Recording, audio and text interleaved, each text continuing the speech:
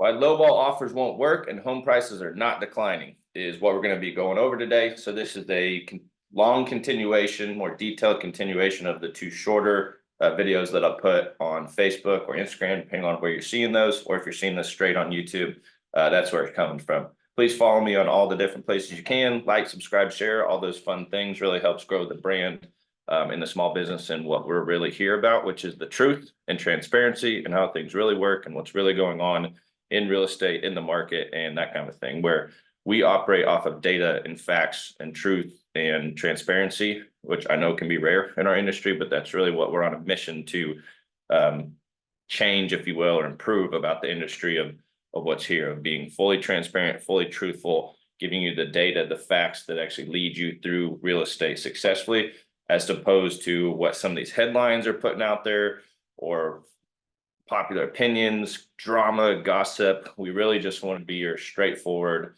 straight shooting. Here's how it really works. Here's the brass tacks of how real estate really works and how to be successful at it, and not necessarily all the headlines and popular BS that's not really factual. Trying to be real agents and real people, because we are you. You know, I got into real estate to solve my own problems of selling my flip houses. And that's what I got my license for, was to get in to solve problems. And I did that for my own houses, for my own business. But then I started doing it for the rest of the market, the rest of the consumers that are out there that also need this help of solving their problems around buying and selling real estate successfully. And I saw there's a large opportunity to improve the service around real estate. And a lot of that comes down to the data and cutting out the BS and the fluff and the just nonsense that goes on with all this. So that's enough of that passionate share with everything. Let me get into sharing the screen and going over the data.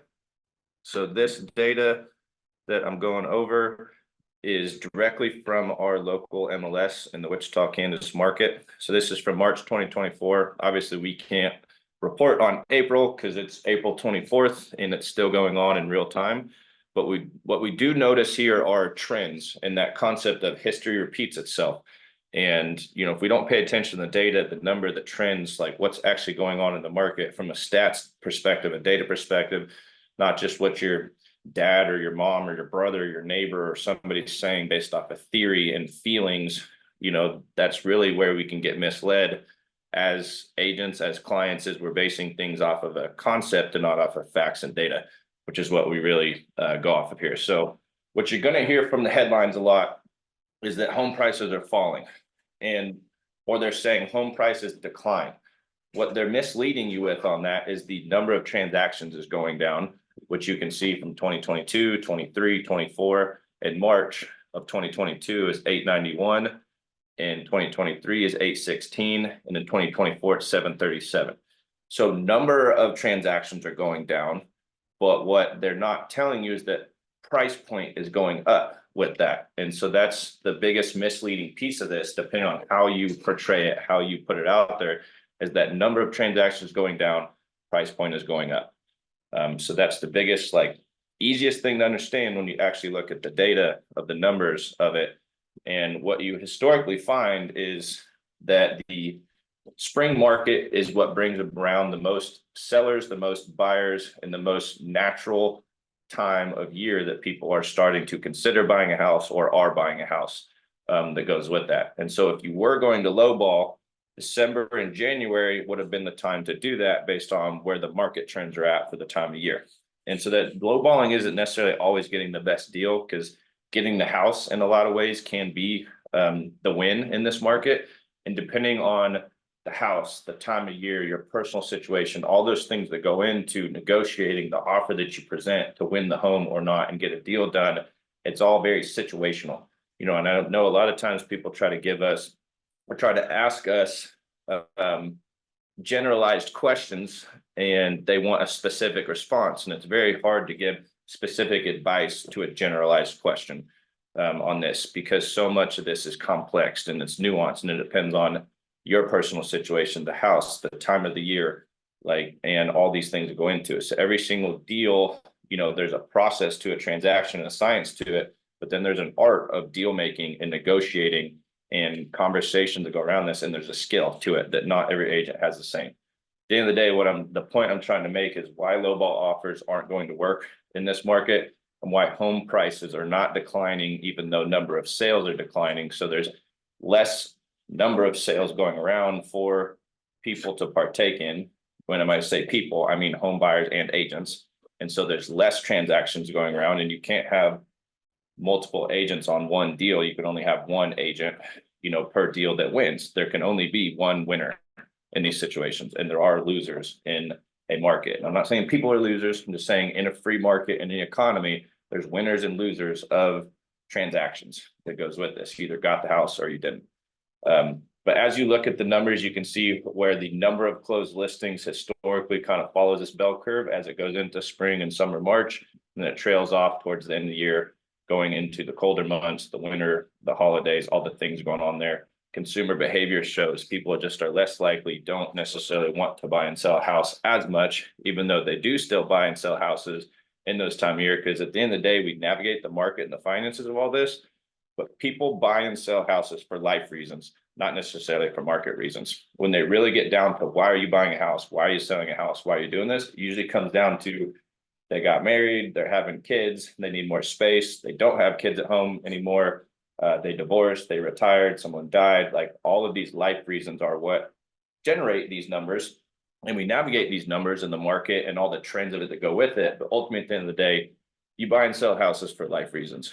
And you buy and sell houses because you want a house, not necessarily from an investment side of things, because there are other better investments out there when it comes to what to invest in, how to invest, that kind of thing. And for the purposes of this talk presentation, I'm mainly focusing on your primary home and how to navigate that, which is the majority of most Americans and the majority of people that watch this are in that category. Now, from an investor standpoint, that kind of thing, that's a different category, which is where I'm going to get into this next part, which is nuanced.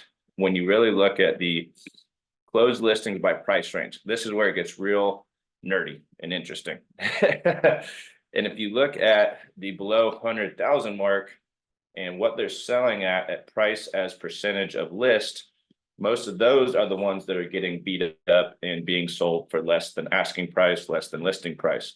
But when you look at 125 to 300,000, which is the majority of homeowners, not necessarily investors, you look at the statistics of it, they are selling for more than 100% on average across the board, price as percentage of list. So this right here, this data, these stats show lowball offers aren't going to work right now. And this is from March.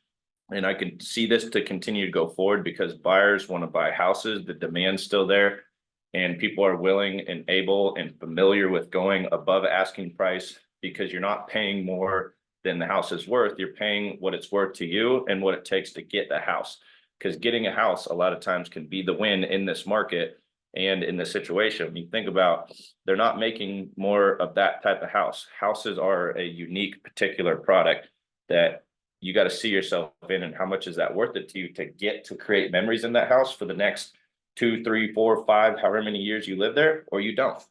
So that's something you got to take into account, is how much do you really want to play games and haggle and lowball and negotiate around, or do you just want to be the easy, fair, good offer and you get the house? Because a lot of times that's what the seller is looking for, what the listing agent is looking for is a clean, fair, good offer, no BS, no games, no haggling, no negotiating. And then that way you get the house. So this is how you really want to prep yourself to be a good buyer, to get a good house. Because at the end of the day, I know you want to come into this thinking that you're the consumer that gets everything their way, the way they want it. But real estate doesn't work that way. Free market doesn't work that way. When they have the thing that you want and there's 10 buyers and there's one seller of this house, you got to compete against those 10 other people to get that house. And even 2 offers is a competing offer, is a competitive offer situation.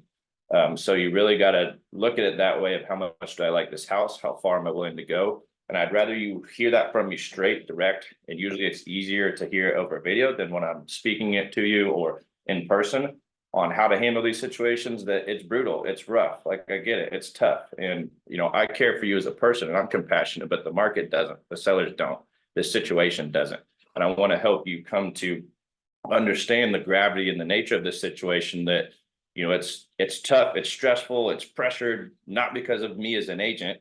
I can't speak for other agents and other people and how they tend to operate their business, but it is a tense situation, and I get that, and I'm here to help guide you through the data, the stats, the emotions of it all, so you'd actually be aware and informed, just like as if I were a buyer in how I buy and sell houses, because I've flipped and owned about 25 properties now and have transacted over 350 plus in my 8-year career so far. And I got this industry to help solve my own problems, but then other people solve their problems too. And a lot of times it has to come down to look at the data, look at the stats, look at the understanding of how things really work, and then also deal with my own personal issues when it comes to navigating my emotions, navigating my decisions around buying and selling houses and real estate and being successful at it. So now when you get into the higher price points, though, 400,000 plus, that's when you can negotiate and wheel and deal and operate around a little bit, as you see the price as percentage of list does start to dip down below 100%. So when people ask, how's the market, where's things at, it's very nuanced when it comes to the price range you're looking at, why you're buying, the neighborhood, the location, your personal situation. All of these complexities are what goes into being a good agent and being a good deal maker and deal creator. And that's kind of the art of negotiation, the art of deal making, and the skill that goes in from one agent to another, and how able they are in order to navigate that situation, help lead you and guide you through the situation. But that's enough on all that. But this should hopefully show you how low ball offers aren't going to work right now in this market, what it really takes to get a house. Home prices aren't declining, the real facts and the data of how the market is, what's going on, and how to navigate it appropriately. But I appreciate you watching as always. Hopefully this helps you kind of learn and understand more about Wichita, Kansas real estate, how to win in this market, how we win in this market. I'd love to work with you as your agent. No offense, provided you're a good, solid buyer and willing to do what it takes to get a house in this market, because it's tough right now. And if we don't have the ability and the willingness to do what it takes, like, I don't know if we may be the right fit for each other. So anyway, I appreciate you watching. As always, check out some of my other videos on Wichita and real estate and all those things considered. And hopefully we'll be talking with you soon. See ya.